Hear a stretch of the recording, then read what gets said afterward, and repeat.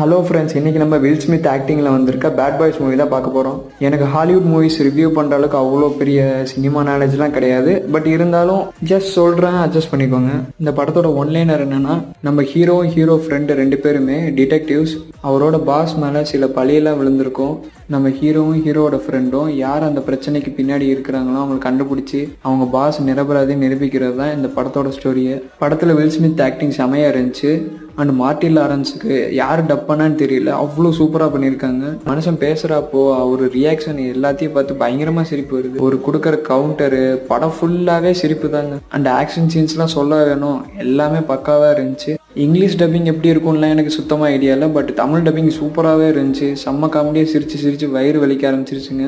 இந்த மூவியில் கிஸ்ஸிங் சீன்ஸ்லாம் இருக்குது. ஸோ ஓவரால் இந்த வீக்கெண்ட் ஒரு நல்ல ஹாலிவுட் மூவி பார்க்கணும் ஃப்ரெண்ட்ஸோட அப்படின்னா இந்த படத்தை பார்க்கலாம். எல்லாருமே என்ஜாய் பண்ணி பார்க்கக்கூடிய ஒரு நல்ல ஹாலிவுட் மூவி தான் இது.